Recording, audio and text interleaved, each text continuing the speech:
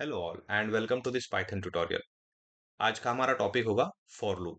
हम for loop के साथ कंटिन्यू करेंगे और आगे जाके हमें अदर जो लूप है व्हाइल लूप वगैरह वो भी देखना है।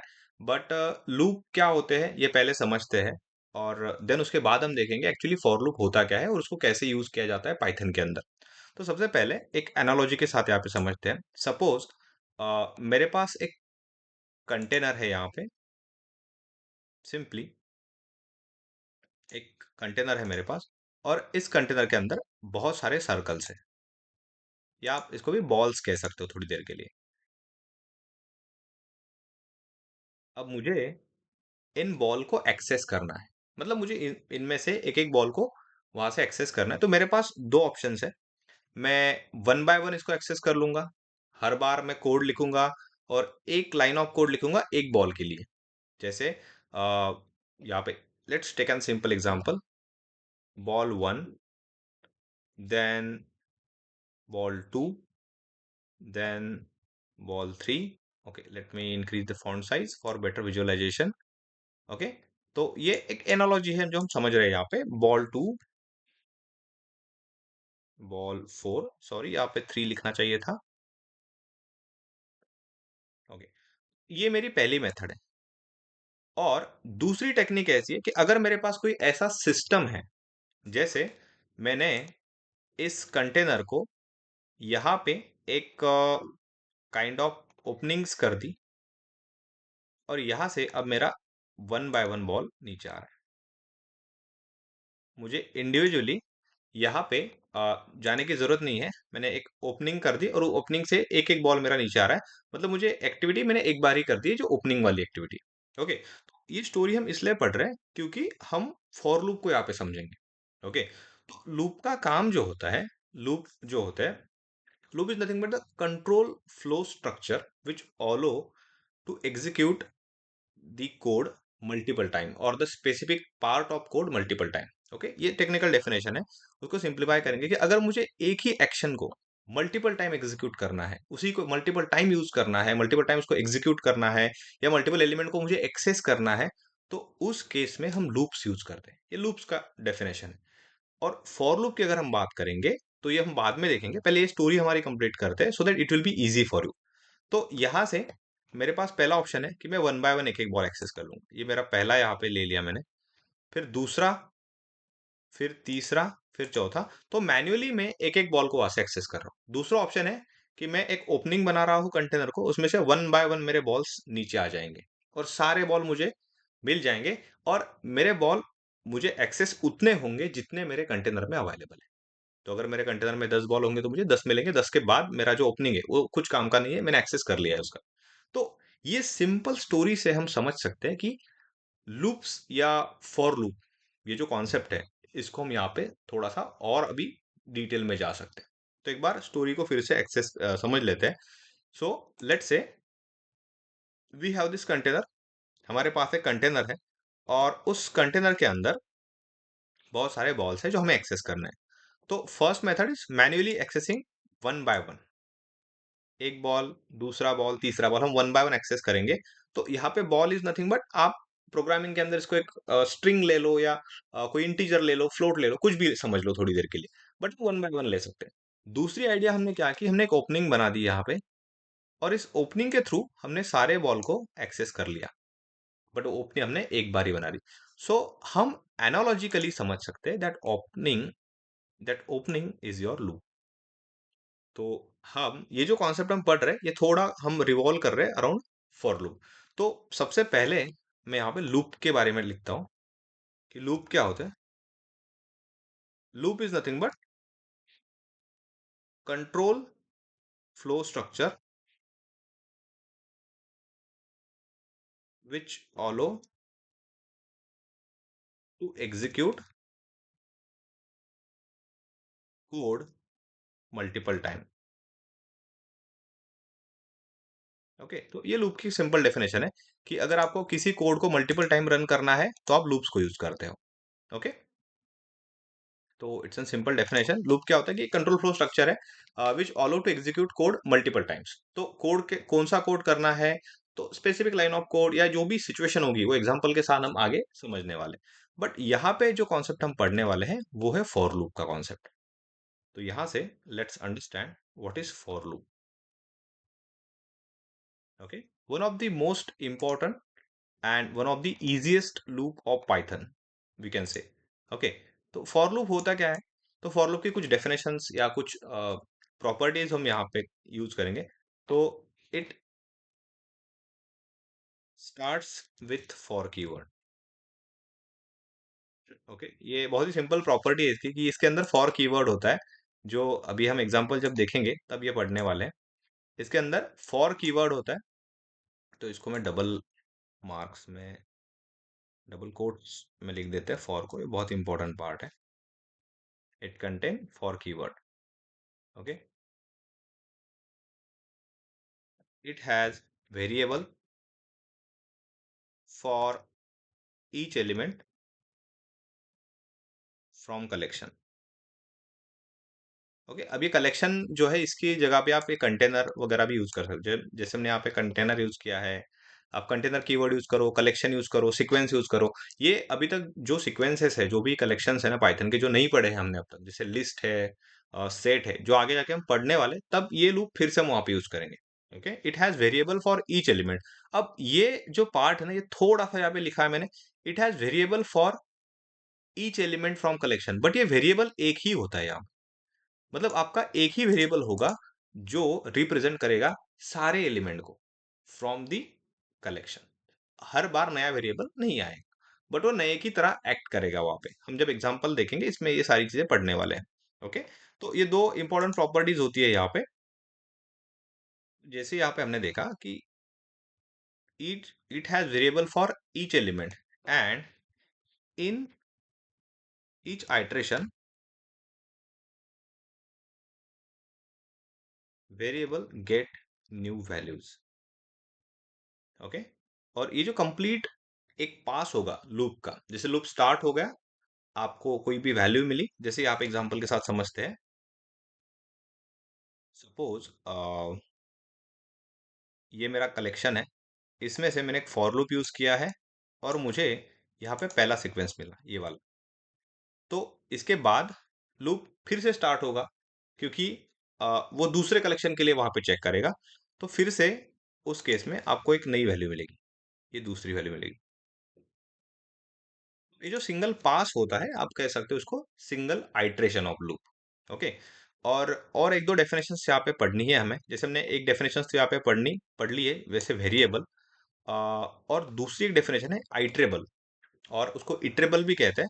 तो जहां पे आपका लूप काम करता है, जिस कलेक्शन पे, जिस कंटेनर पे, जिस सीक्वेंस पे आपका लूप काम करता है, उसको इटरेबल कहते हैं, जिसको हम इटरेट कर रहे हैं। ओके, सो ये जो आपका कंटेनर है, ये वाला, आप इसको इटरेबल कह सकते हो combinedly. This is your iterable. Okay,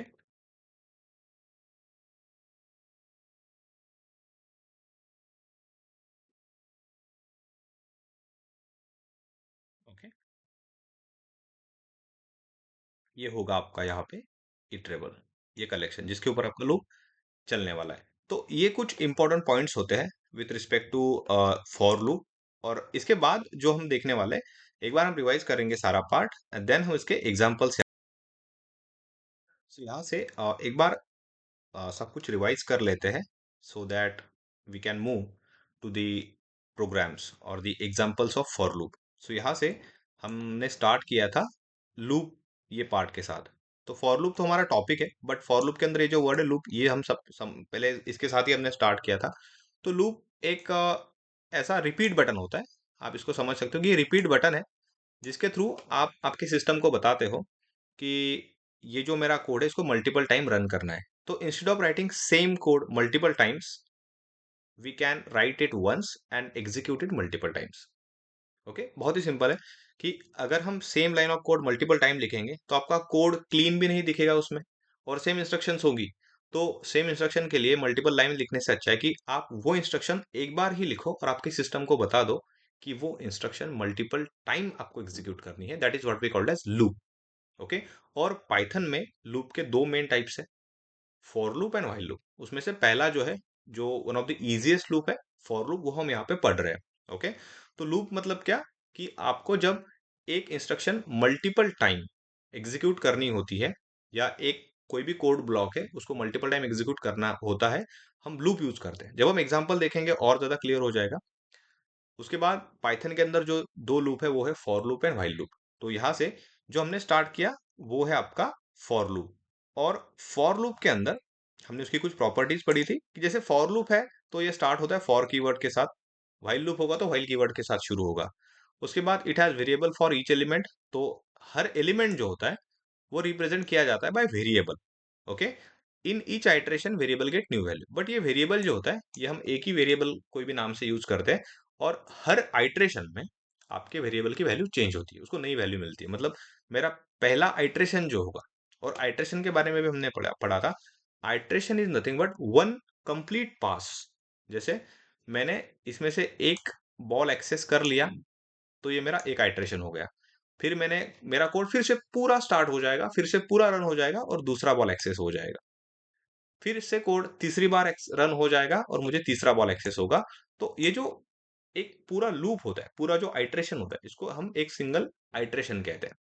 और इसमें आप देखो वेरिएबल एक ही रहेगा, जैसे हमने एक्स यूज कर दिया, तो पहला मेरा एक्स इज इक्वल टू ये बॉल होगा, सेकंड आइट्रेशन में एक्स इज इक्वल टू ये बॉल, थर्ड आइट्रेशन में एक्स इज इक्वल टू ये बॉल। तो ये तब तक चलता रहेगा जब तक आपके एलिमेंट्स जो है ये वहां से मतलब कंप्लीट नहीं हो जाते, या पूरा जो एलिमेंट है, पूरा जो कंटेनर है आप तब तक एक्सेस नहीं कर सकते, तब तक ये चलता जाएगा। तो फॉर लूप का एक और प्रॉपर्टीज होती है, कि हम फॉर लूप को तब यूज करते हैं when we are aware about the number of elements और द स्टॉपिंग कंडीशन। तो नंबर ऑफ आइट्रेशंस हमें जब मोस्टली पता होते हैं, तब हम फॉर लूप को यूज करते हैं। तो ये भी एक इंपॉर्टेंट पार्ट यहाँ पे आता है, कि फॉर लूप को हमें यूज कब करना है। तो एक लास्ट पार्ट इसके अंदर हमें ऐड करना है, वो है when we prefer for loop over while loop. ये बहुत इंपॉर्टेंट क्वेश्चन है यहाँ पे, और अब तक हमने व्हाइल लूप नहीं देखा है, हम नेक्स्ट टॉपिक उसे ही देखने वाले हैं। बट उससे पहले मैं यहाँ पे समझ लेते हैं कि हम कब यूज करते हैं फॉर लूप को। तो जब हमें पता होता है, when we know the number of iteration, जब मुझे नंबर ऑफ आइट्रेशंस पता होते हैं, उस केस में हम फॉर लूप को यूज करते हैं। और अगर हमें नंबर ऑफ आइट्रेशंस पता नहीं होते हैं, तो उस केस में हम यूज करते हैं व्हाइल लूप को। तो वो कंडीशन के बेसिस पे चलता है। और ये वाला जो है ये आपका नंबर ऑफ, अगर आपको पता है, तो इसको हम सिंपल भाषा में अगर देखेंगे, तो इसका आंसर यहाँ पे है ये वाला, when we know the number of iteration. मतलब अगर मुझे पता है कि इस कंटेनर के अंदर कितने बॉल्स है, अगर पता है तो फॉर लूप यूज करना है। बट अगर नहीं पता है तो in that case while loop use करते हैं। फिर उसमें हम कोई कंडीशन डाल देंगे कि बस ऐसे बॉल फिल्टर करने हैं जिनका डायमीटर पर्टिकुलर कुछ स्पेसिफिक वैल्यू वगैरह है उस केस के लिए। ओके।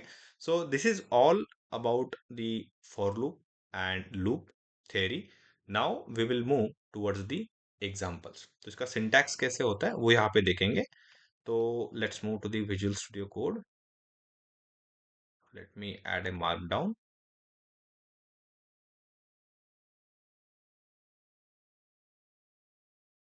ओके।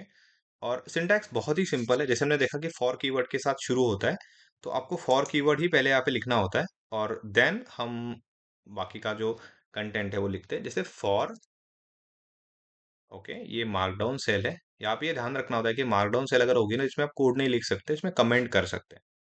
तो यहाँ पे हम चाहे तो वो प्रॉपर्टीज यहाँ पे ऐड कर सकते हैं, ये वाली।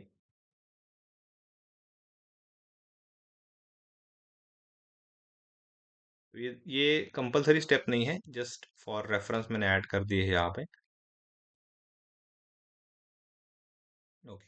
तो यहाँ पे कोड पे हमें क्लिक करना है और एक सेल ऐड कर देनी है। तो सिंटैक्स कैसे आएगा, फॉर, यहाँ पे वेरिएबल का नाम आता है, for I, mostly I use किया जाता है बट आप कोई भी यूज कर सकते हो। फॉर आई इन, और इनके बाद आपको जो भी आपका कंटेनर है वो देना होता है।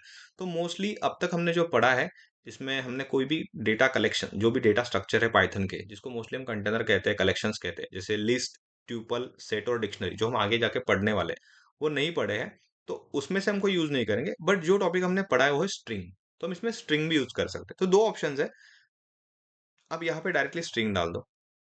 जैसे एक स्ट्रिंग है हेलो, ओके, देन आपको कोलन देना है यहाँ पे, और कोलन के बाद जब आप एंटर प्रेस करोगे तो you will gate indentation. Indentation ये टॉपिक हमने डिटेल में पढ़ा था, जब हमने कंट्रोल फ्लो स्ट्रक्चर्स पढ़े थे, ई फेल्स और वो।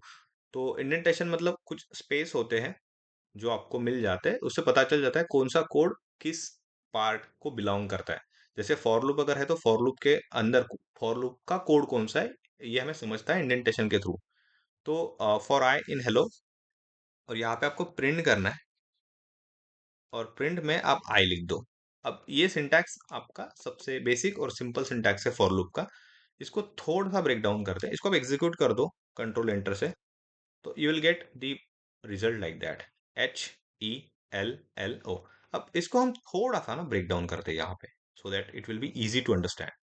सो let me add here insert, या फिर यहाँ से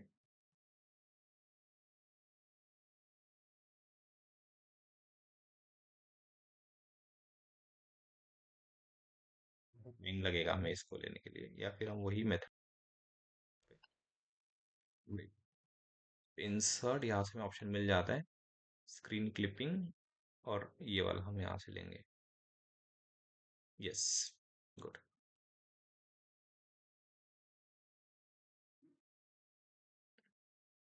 ओके, सो नाउ यहाँ से इसे समझ लेते हैं। Oh my God, what happen. Okay, I think वहाँ पे कुछ तो इशू हो गया था हमारा टाइम पे। इंसर्ट, स्क्रीन क्लिपिंग यहाँ से,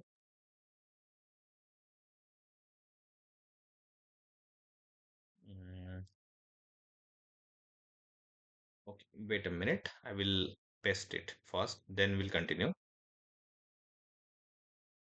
तो हमारा पार्ट यहाँ पे एक्सेस हो चुका है, तो यहाँ से भी समझते हैं। आप देखो, जैसे जो भी प्रॉपर्टीज हमने यहाँ पे लिखी थी, उसके थ्रू हम इसको भी रिलेट करके देखेंगे, ये वाले ब्लॉक। ओके, तो यहाँ से आप देख सकते हैं it starts with for keyword. Okay, ये फॉर कीवर्ड के साथ शुरू होता है, हमने यहाँ पे फॉर किया।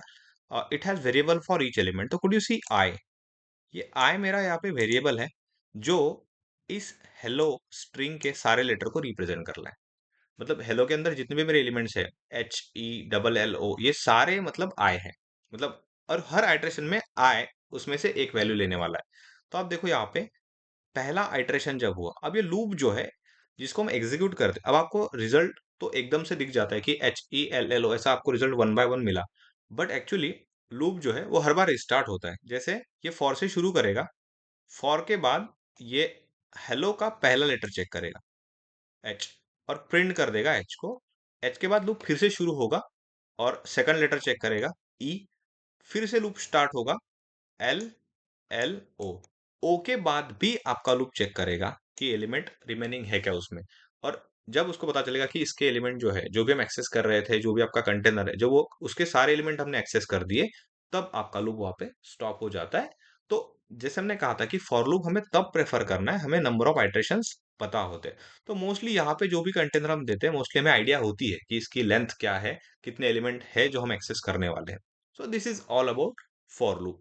बट फॉर लूप ये लिमिटेड नहीं होता है कि जस्ट आप एग्जांपल यहाँ से एलिमेंट्स को एक्सेस कर रहे हो। ऐसा नहीं है कि बस आप एलिमेंट यहाँ पे एक्सेस कर रहे हो। अब आप चाहो तो हर एलिमेंट के ऊपर एक ऑपरेशन भी कर सकते हो।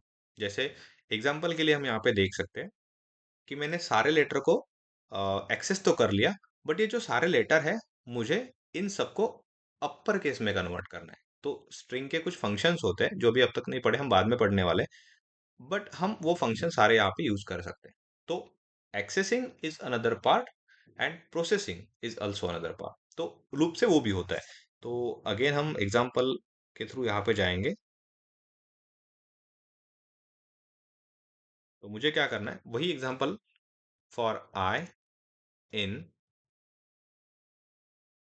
हेलो और कोलन। कोलन कंपलसरी होता है, अगर आप कोलन नहीं दोगे तो आपको इंडेंटेशन नहीं मिलेगा और फिर एरर आ सकता है। और प्रिंट थोड़ा सा यहाँ पे अपडेट कर देते हैं, आई डॉट अपर। अब ये अपर जो है ये स्ट्रिंग फंक्शन है, मतलब जो भी आपकी स्ट्रिंग्स है जो हमने पढ़ी है, जैसे हमने इंटीजर्स पढ़े थे, फ्लोट्स पढ़े थे, कॉम्प्लेक्स नंबर पढ़े थे, उसी के साथ में स्ट्रिंग्स भी पढ़ी थी। तो इंटीजर के लिए जो हमने देखा था, हम इंटीजर का क्यूब ले सकते हैं, स्क्वायर ले सकते हैं। वैसे भी स्ट्रिंग्स को हम अपर केस में कन्वर्ट कर सकते हैं, लोअर केस में कन्वर्ट कर सकते हैं, तो वैसे ही अपर वाला एक फंक्शन है। तो अगर आप इसको रन करोगे तो you will see your output is different.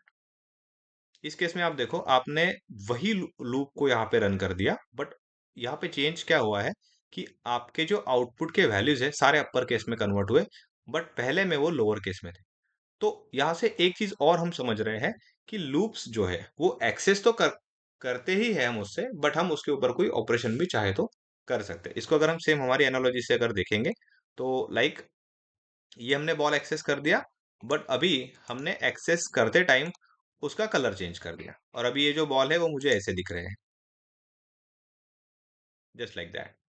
मतलब क्या हुआ कि मैंने बॉल को एक्सेस किया by using for loop, but जब मैंने एक्सेस किया तो एक्सेस करने के बाद मैंने वन बाय वन उनके कलर भी चेंज कर दिए। तो ये सेम एनालॉजी हम यहाँ पे भी यूज कर सकते हैं। तो this is all about for loop. अब ये फॉर लूप जो है ये बहुत सारे कलेक्शंस के साथ यूज होता है, जो हम आगे जाके पढ़ने वाले हैं। जैसे लिस्ट है, सेट है, टपल है, डिक्शनरी है, ये सारे के साथ वो यूज होता है। तो उसमें से ही एक बहुत इंपॉर्टेंट फंक्शन है जो हम यहाँ पे यूज करेंगे, जिसका नाम है रेंज फंक्शन, जिसको मोस्टली हम सेट के साथ यूज करते हैं, या विदाउट सेट भी हम इसको यूज कर सकते हैं। तो रेंज फंक्शन, तो रेंज ये वर्ड जो है इसका मीनिंग हम समझते हैं। रेंज का मतलब होता है, जैसे ये मेरा स्टार्ट पॉइंट है, ये मेरा एंड पॉइंट है, और अगर हम यहाँ से एक एरो बना देते हैं तो this is what we called as range. Okay, range मतलब क्या है, एक पर्टिकुलर एरिया, स्टार्ट से लेके एंड तक जो भी डिस्टेंस होता है उसको हम रेंज कहते हैं। तो यही एनालॉजी है रेंज फंक्शन की यहाँ पे पाइथन के अंदर। तो रेंज फंक्शन जो है ये नंबर्स जनरेट करने के लिए हम यूज करते हैं।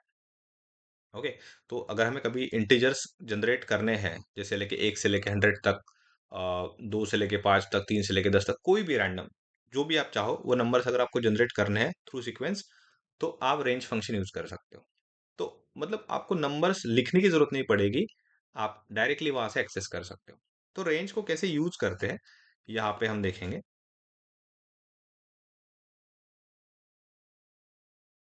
Let me add N heading,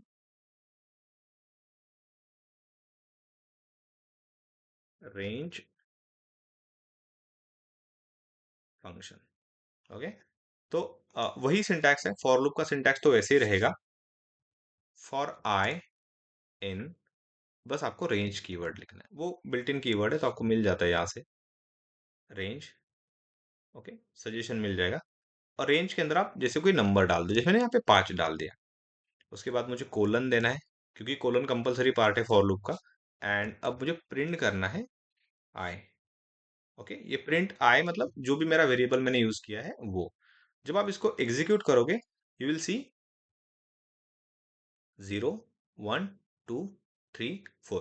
अब आपकी रेंज क्या थी, 5, बट आपको नंबर कहाँ तक मिले, 4 तक, बट शुरू कहाँ से हुआ है, 0 से। तो ये एक रूल है जो ध्यान रखना है, कि आपका लास्ट एलिमेंट जो है वो इंक्लूड नहीं होगा इसके अंदर।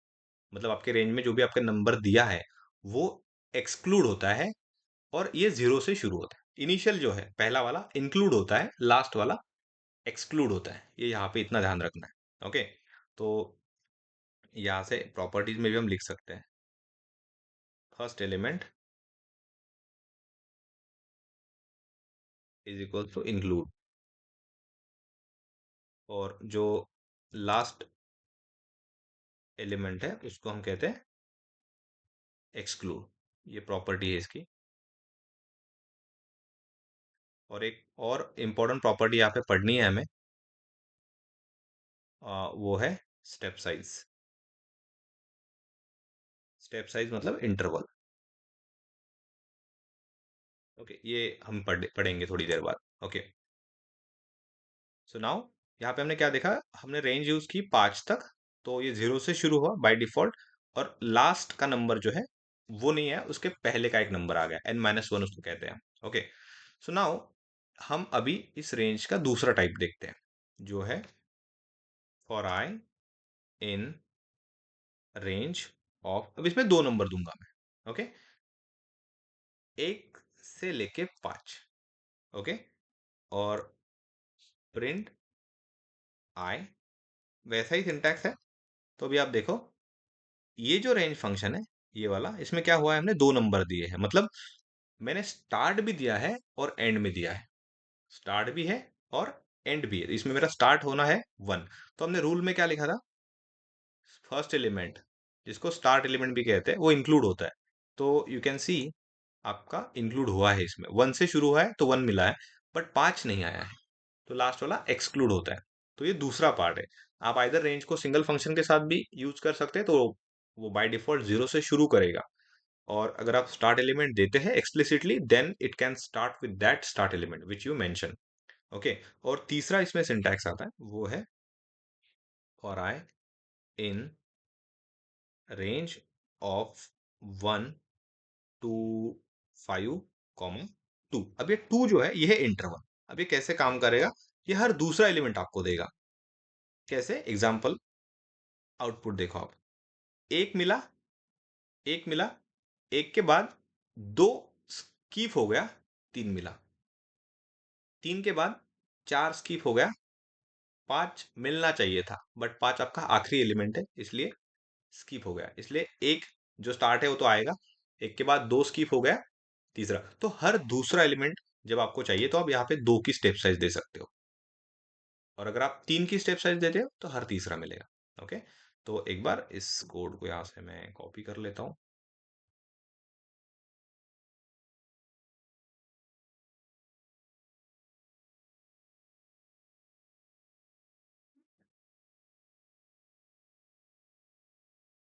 यहाँ से हमें समझना है कि ये जो 1 है, ये 1 है आपका स्टार्ट एलिमेंट।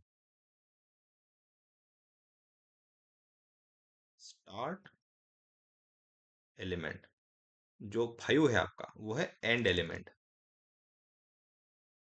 और जो 2 है आपका, वो है स्टेप साइज। स्टेप साइज उसी को हम कहते हैं इंटरवल। ओके, ये फर्स्ट टाइम जब आप पढ़ते हो तो थोड़ा सा आपको डिफरेंट लग सकता है, डिफिकल्ट लग सकता है, बट बहुत इजी है। और ये सेम कॉन्सेप्ट अगर यहाँ से आपका क्लियर होता है, तो आगे जाके हमें लिस्ट में भी इसको यूज करना है। ये सेम लिस्ट में भी कॉन्सेप्ट आपका आएगा। ओके, तो लेट मी कनेक्ट इट। तो आपका जो 1 है यहाँ से, वो है स्टार्ट एलिमेंट। उसके बाद जो आपका एंड एलिमेंट है, वो है 5। और उसके बाद ये स्टेप साइज जो है आपकी, वो है 2। ओके, तो ये ऐसा इसका सिंटैक्स होता है। और बाकी जो फॉर और आई, ये हमने पहले ही पढ़ा कि फॉर कीवर्ड से आपका लूप शुरू होता है, आई आपका वेरिएबल है, और ये रेंज वाला पार्ट कुछ ऐसे आप यहाँ पे पढ़ते हो। तो 1 इज योर स्टार्ट एलिमेंट, तो ये शुरू करेगा स्टार्ट के साथ, तो 1 5 तक जाएगा, और हर दूसरा एलिमेंट लेगा। ये 2 को अगर आप 3 करते हो तो हर तीसरा, अगर आप 4 करते हो तो हर चौथा एलिमेंट यहाँ पे लेगा। तो इस टाइप से आपका ये रेंज फंक्शन यहाँ पे काम करता है। ओके, अगर ये नंबर आप बढ़ाते हो, तो ये और ज्यादा एलिमेंट वहां पे ऐड होगा। जैसे एग्जांपल के साथ और एक बार देखते हैं। लाइक मैंने यहाँ पे सेम एग्जांपल लिया, बट 5 की जगह पे मैं यहाँ पे ये नंबर 8 कर देता हूँ। एंड नाउ सी, आप देखो, एक मिला आपको, एक के बाद दो स्किप हुआ, 3 मिला, 3 के बाद 4 स्किप हुआ, 5 मिला, 5 के बाद 6 स्किप हुआ, 7 मिला, 7 के बाद 8 स्किप हुआ, बट 8 के बाद आपके पास आगे रेंज ही नहीं है आपकी, तो वो वहां पे फिनिश हो गया। तो इस टाइप से हम इसको यहाँ पे यूज करते हैं। तो ये पार्ट होता है कि हम रेंज फंक्शन को इस तरीके से फॉर लूप के साथ यूज करते हैं। ओके, सो नाउ नेक्स्ट जो हमें यहाँ पे देखना है, वो हम कुछ और एग्जांपल्स यहाँ पे देखेंगे। क्योंकि लूप्स जो होते हैं, लूप्स आपके जो कंट्रोल फ्लो स्ट्रक्चर्स हमने देखे थे, लाइक इफ एल्स और वो उसके साथ भी यूज होते हैं, वो भी पार्ट हमें यहाँ पे देखना है।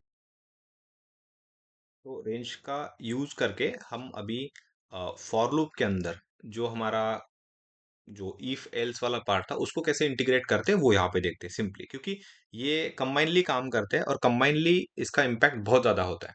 और आपको कोड और ज्यादा आपका क्लीन आप कोड लिख सकते हो, और ज्यादा शॉर्ट कोड आपका लिख सकते हो, क्योंकि मल्टीपल फंक्शनलिटीज आप स्मॉल लाइन ऑफ कोड में कर सकते हो। तो एक बार फिर से हम एग्जांपल लेते हैं यहाँ पे। अब मेरा एग्जांपल जो है वो है find even and odd numbers between 1 to 20। तो ये पार्ट जो है इसमें हमें क्या करना है कि हमें 1 से लेके 20 तक जितने नंबर्स आते हैं उसमें इवन ऑड फाइंड करना है। ओके। और यहाँ से आप देखो, जब भी आप कोई भी प्रोग्राम बनाते हो तो प्रोग्राम के अंदर आपका जो लॉजिक है वो ऐसे बिल्ड होना चाहिए कि जब आपको कोई भी टेक्स्ट मिले या इंग्लिश में कोई भी एग्जाम्पल मिलता है तो आपको पता होना चाहिए कि किस टॉपिक को मुझे यूज करना है, किस फंक्शनलिटी को मुझे यूज करना है, ताकि मैं ये सॉल्व कर सकूं। This is what about logic building. तो आप यहाँ पे देखो, आपको क्या करना है, find even and odd numbers between 1 to 10। तो यहाँ से आपको समझ में आता है कि बिटवीन 1 to 10 मतलब मुझे रेंज यूज करना है, इवन ऑड मतलब मुझे इवन ऑड का लॉजिक चाहिए, और इवन एंड ऑड दोनों चाहिए, मतलब मुझे इफ और एल्स दोनों यूज करने पड़ेंगे, क्योंकि या तो इवन होगा नहीं तो ऑड होगा। मैं दोनों का लॉजिक नहीं लिखूंगा, वो इवन है तो इवन प्रिंट होगा, और इवन नहीं है तो ऑटोमेटिकली ऑड होगा। तो इफ एल्स यहाँ पे चलेगा। और बिटवीन रेंज है, और ये काम हमने पहले किया था 1 by 1। जब हम if else पढ़ रहे थे तो हमने यूजर इनपुट पढ़ा था वहां पे। तो यूजर इनपुट में हम एक वैल्यू लेते थे, चेक करते थे, दूसरी वैल्यू लेते थे, चेक करते थे। अब वहां पे पूरा मैनुअल काम हम करते थे, एक एक वैल्यू के ऊपर हम चेक कर रहे थे कि वो इवन है या ऑड है, लाइक दैट। बट यहाँ पे हमें क्या करना है, अभी हम मल्टीपल वैल्यूज पे वही यूज करेंगे। ओके। तो सिंटैक्स कैसे आएगा, for i in range of 1 to 20। Okay, 1 से लेके 20 तक मैंने रेंज यहाँ पे बना ली है। अब इसमें इफ कंडीशन आएगी, if i mod 2 is equal to 0। ये लॉजिक है इवन का जो हमने पहले डिस्कस किया था। अगर ये 0 होता है, कोई भी नंबर 2 से डिवाइड करके उसका मॉड जो रिमाइंडर है वो 0 बचता है, तो वो इवन है। तो मुझे यहाँ पे प्रिंट करना है, प्रिंट, और यहाँ पे आप वर्ड लिख दो या फिर एब्स्ट्रिंग लिख दो। वो भी हमने देखा था पहले, एब्स्ट्रिंग डाल देते और बेटर लगेगा। The number i is even. Okay. Then else वाला ब्लॉक यहाँ पे आएगा, else print f string the number, यहाँ पे करली ब्रैकेट्स में हम लिखते हैं आई इज। अब यहाँ पे आप देखो सिंटैक्स कैसे रन हो रहा है। पहले तो हमने रेंज बना ली है 1 से लेके 20 की। अब यहाँ पे मेरे पास सारे नंबर आएंगे 1 से लेके 20 तक के। मैंने क्या किया कि अगर वो ये कंडीशन सेटिस्फाई करता है तो ये रन होगा। ओके। और नहीं है तो ये रन होगा, लास्ट वाला। तो जो इंडेंटेशन हम डिस्कस कर रहे थे, तो इंडेंटेशन आप देखो, फॉर लूप के इंडेंटेशन पे ये पूरा ब्लॉक है, इफ और एल्स दोनों। बट ईफ का सेपरेट ब्लॉक जो है वो ईफ के इंडेंटेशन पे आता है। तो इससे पता चलता है कि कौन सी लाइन किस फंक्शनैलिटी को यहाँ पे फॉलो करती है। जैसे मैंने देखा, मेरा ईफ और एल्स का जो लेवल है वो सेम है, मतलब इंडेंटेशन मेरा सेम है, मतलब क्या है कि ईफ और एल्स दोनों फॉर के अंदर आते हैं। बट आप देखो ये प्रिंट स्टेटमेंट जो है, ये ये इसकी जो इंडेंटेशन है ये डिफरेंट है फॉर से, तो ये ईफ का पार्ट है। तो इसमें इतना ही ध्यान रखना, इस ये ज्यादा कॉम्प्लेक्स में जाने की जरूरत नहीं है, बट आप ध्यान रखो कोलन देना पड़ेगा आपको। तो आप देखो इफ के बाद भी कोलन दिया है, फॉर के बाद भी कोलन, कोलन मिस होता है तो ऑटोमेटिकली इंडेंटेशन नहीं आएगा। अब इसको रन करते हैं तो will get the output like that. आप देखो, the number 1 is odd, the number 2 is even, the number 3 is odd, the number 4 is even, like that. तो आप देखो 20 नहीं आएगा, जैसे हमने देखा था पहले भी कि 20 इसमें नहीं आता है। तो जैसे हम लूप के बारे में पढ़ रहे थे, तो लूप की डेफिनेशन में ही हमने कहा था कि कंट्रोल फ्लो है जिसमें आप किसी भी कोड को मल्टीपल टाइम रन करते हो। तो आप देखो ये कोड मल्टीपल टाइम रन हुआ है हर नंबर के लिए एक बार रन हुआ हुआ है, और मेरा हर नंबर जो है वो आई से यहाँ पे रिप्रेजेंट किया जा रहा है। तो इस तरीके से हम जो रेंज है और ई फेल स्टेटमेंट है, कंट्रोल फ्लो स्टेटमेंट्स जो है, या फिर हमारे लूप्स भी हैं, ये सारे कंबाइनली यूज करते हैं। और जैसे हम अभी आगे बढ़ रहे हैं, ये सारे टॉपिक्स हम कंबाइनली यूज करके एक सिस्टम बनती है। और इसी तरीके से हम किसी भी लैंग्वेज को सीखते हैं, फिर वो चाहे आगे जाके आप वेब डेवलपमेंट में यूज कर लो या डेटा साइंस और एआई में यूज कर लो, किसी भी तरह पे, किसी भी जगह पे उसको यूज कर सकते हैं। सो ये एक एग्जांपल है।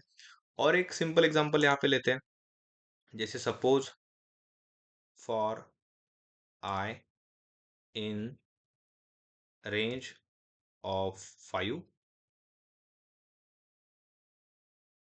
प्रिंट करना है आपको आई डबल स्टार 2। ये डबल स्टार 2 का मतलब होता है स्क्वायर पाइथन के अंदर। ओके, आप रन करो, ये क्या करेगा, जितने भी नंबर है उन सबके स्क्वायर करेगा। तो 0 का तो 0, 1 का 1, 2 का स्क्वायर 4, 3 का 9 और 4 का 16। तो लूप से आप एक्सेस भी कर सकते हो, चेंजेस भी कर सकते हो। इस तरीके से ये सारा पार्ट यहाँ पे काम करता है।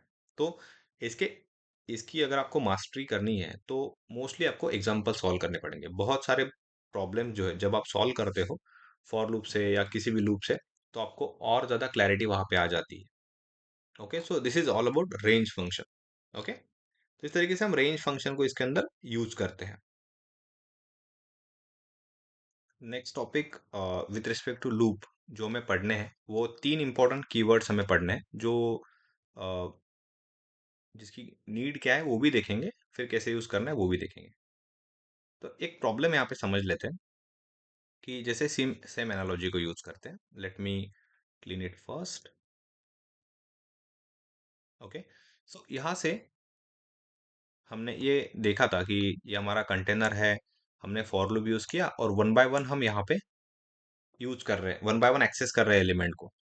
ओके, बट एक चीज है कि जब आपका लूप स्टार्ट होगा ना पहले एलिमेंट के साथ, ये स्टॉप होगा लास्ट एलिमेंट के साथ। ये जब शुरू करेगा एक्सेस करना तो ये पहले एलिमेंट को एक्सेस करेगा, उसके बाद ये तभी रुकेगा जब एलिमेंट्स आपके फिनिश हो जाएंगे। तो उसके लिए ना हमें लूप को कंट्रोल भी करना होता है समटाइम्स। तो तब जाके हम कुछ कीवर्ड स्पेसिफिकली यूज करते हैं लूप के अंदर, जिसको हम लूप कंट्रोल स्टेटमेंट भी कहते हैं, जो लूप कंट्रोल करने के लिए काम आते हैं। तो यहाँ पे मैं एक नाम देता हूँ उनको। तो loop control. Okay, loop control keywords या स्टेटमेंट लिख लो।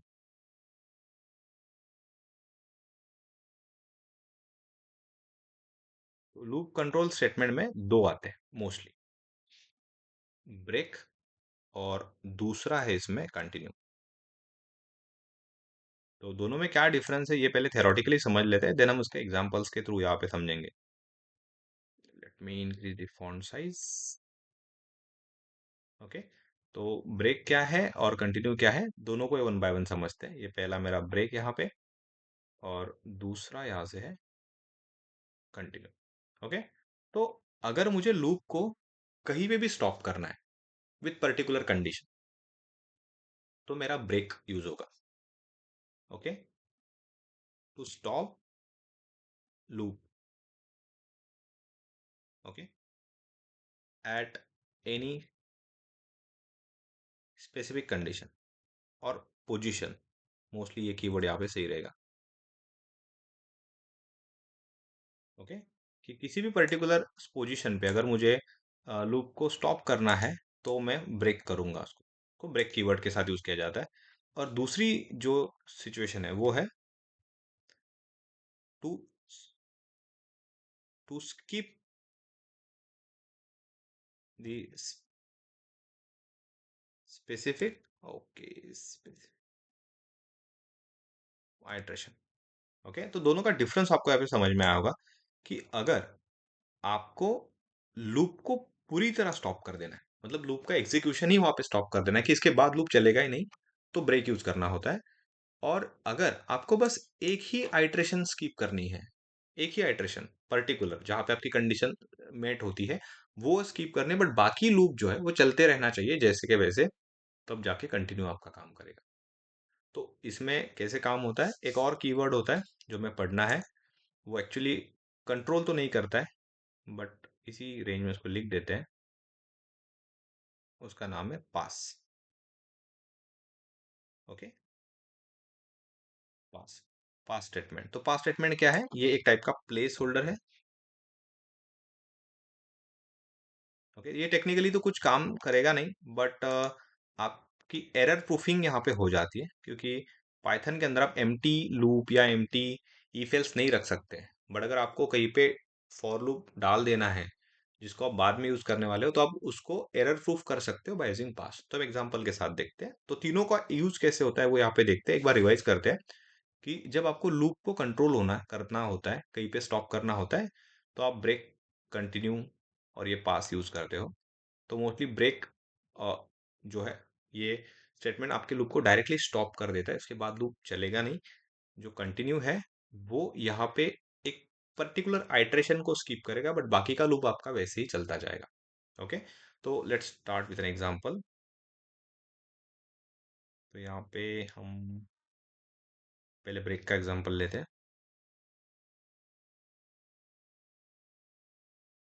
ओके, तो let's say for i in range of 10, मुझे 10 तक रेंज चाहिए। अब ये क्या है?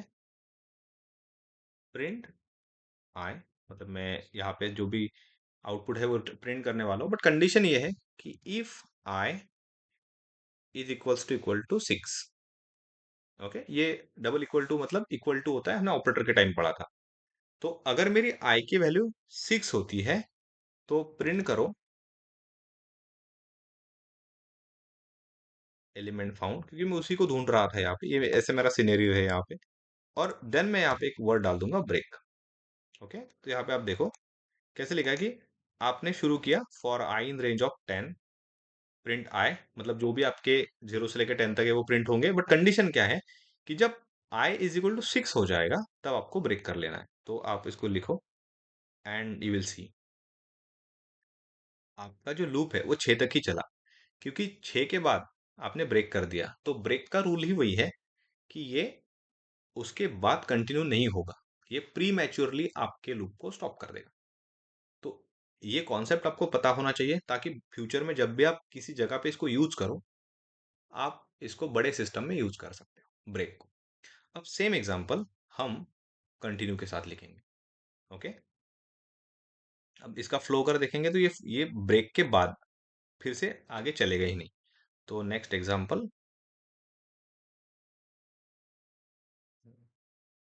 Late me put an heading continue. Okay, I will copy the same code from here so that we can compare how break and continue differ. Okay, and here after break, I will add the keyword continue. Okay, and just execute. Could you see? Nothing happens. Like आप देख सकते हो कि uh, कुछ भी नहीं हुआ है। मेरा जितने सारे एलिमेंट मुझे मिलने चाहिए थे वो मिल भी गए हैं यहाँ पे। ओके, बट यहाँ पे क्या होता है ना कि कंटिन्यू पे जब आपका कंट्रोल आता है, जैसे एग्जीक्यूशन हम इसको कहते हैं, ये पहले ये लाइन एग्जीक्यूट होगी, उसके बाद ये लाइन एग्जीक्यूट होगी, उसके बाद ये वाली लाइन एग्जीक्यूट होगी, फिर ये वाली लाइन एग्जीक्यूट होगी, फिर कंटिन्यू एग्जीक्यूट होगा। तो कंटिन्यू क्या करता है, जब कंटिन्यू पे एग्जीक्यूशन आता है, ये आपके एग्जीक्यूशन को फिर से स्टार्ट में लेके जाता है, और फिर से आपका ये वाला लाइन ये वाला लाइन एग्जीक्यूट होना शुरू हो जाएगा। फिर से कंटिन्यू पे आएगा, कंटिन्यू फिर से कंट्रोल को ऊपर लेके जाएगा। तो कंटिन्यू क्या करता है, करंट आइट्रेशन को स्कीप करता है और कंट्रोल ऊपर लेके जाता है। आप देख सकते हो कि कंटिन्यू ना भी यूज करोगे तो आउटपुट आपको मिलेगा वैसे, बट अगर आप यहाँ पे देखोगे कि कंटिन्यू के बाद अगर मैं एक यहाँ पे लाइन डाल देता हूँ, print testing of continue statement. Okay, तो आप यहां से देखो,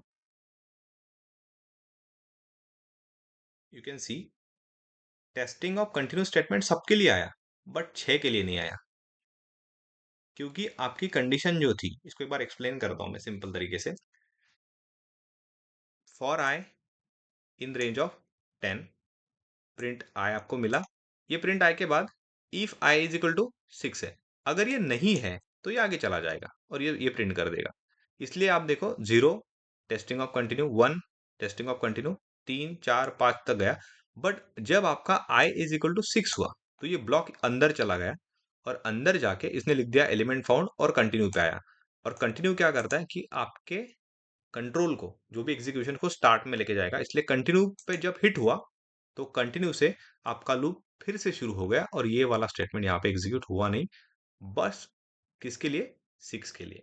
बाकी सबके लिए हुआ। तो आप देखो 6 के बाद लिख के आया एलिमेंट फाउंड, बट उसके बाद ये स्टेटमेंट नहीं आया। तो कंटिन्यू में और ब्रेक में यही डिफरेंस है कि ब्रेक पूरा स्टॉप कर देता है, बट कंटिन्यू बस एक आइट्रेशन, जहां पे कंडीशन सेटिस्फाई हुई बस उसको उसने स्किप किया, बाकी सब वैसे का वैसे आपका रन होता चला गया। ओके, तो this is all about break and continue.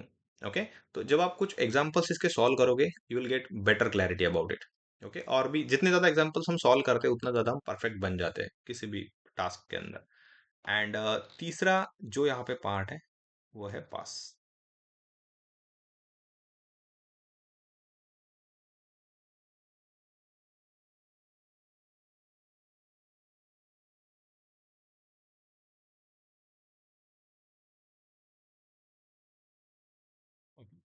जैसे पहले देखते हैं कि पास की जरूरत ही क्या है। For i in range of 5। Okay, colon दिया और इसको मैंने एग्जीक्यूट कर दिया।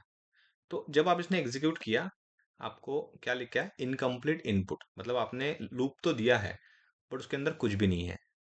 तो ये वाला प्रॉब्लम जो है कि समटाइम मुझे यहाँ पे लूप लिखना था बट इसके अंदर का जो कंटेंट है मैं बाद में लिखने वाला हूँ और आगे जाके मेरा फ्लो आगे जाने वाला है पूरे सिस्टम का। तो उस केस में पास यूज होता है। आप ये सेम कोड को भी ऐसे ही यहाँ पे रख सकते हो और let's see pass. Now you will see आपको एरर नहीं मिलेगा, वही कोड है, बस आपने पास लिख दिया तो आपका जो एग्जीक्यूशन है वो रुकेगा नहीं, आगे चला जाएगा और आगे फिर आपका जो भी है एग्जीक्यूट हो जाएगा। क्योंकि अगर आप यहाँ पे लिखते हैं जैसे प्रिंट हेलो, तो आप देखो आपको एरर मिल जाएगा। बट इस केस में आप पास के बाद अगर आगे लिखते हैं प्रिंट हेलो, तो यूल गेट योर आउटपुट। क्योंकि आपने जो पहला ब्लॉक था उसको पास लिख के बस उसको साइड में रख दिया है, प्लेस होल्डर की तरह उसको पास अपने प्लेस होल्डर कर दिया, एक प्लेस पे होल्ड कर दिया उसको और लास्ट में आपका नेक्स्ट लाइन एग्जीक्यूट हो गया। तो pass is just a placeholder we use in the program. उसका एक्शन कुछ भी नहीं होता है आपके प्रोग्राम में, वो एक टाइप का एरर प्रूफिंग आपके प्रोग्राम की करता है। ताकि समटाइम जब हम सिस्टम डिजाइन करते हैं तो मल्टीपल फंक्शन हम लिख देते हैं बट उसके अंदर का कंटेंट हम नहीं लिखते, वो बाद में हमें ऐड करना होता है। तो उस केस में हम पास लिख के उसको छोड़ देते हैं और आगे वाला कोड कंटिन्यू करते हैं ताकि बाद में हम उस जगह पे आके उसको कंटिन्यू कर सके। Okay, so this is all about break, continue and pass. तो ये तीनों कीवर्ड्स बहुत ज्यादा इंपॉर्टेंट है। फॉर लूप के अंदर हम यूज करते हैं इसको, मोस्टली लूप के अंदर इनका यूज होता है और लूप को हम कंट्रोल कर सकते हैं by using this keywords. So till then we have seen what is for loop, how for loop works, then we have seen how for loop works with range function, and these three important keywords which are break, continue and pass. So the next thing is you need to practice. You will get multiple examples online, just solve as much as possible. Okay, तो जितने ज्यादा programme आप solve करोगे, जितने ज्यादा examples आप solve करोगे, उतना ज्यादा बेटर आपकी क्लैरिटी होगी इस टॉपिक की और उतना ज्यादा सही तरीके से आप इसको यूज कर सकते हो। तो this is all about for loop. Will see the next topic in the next video. Till then keep exploring and keep practising.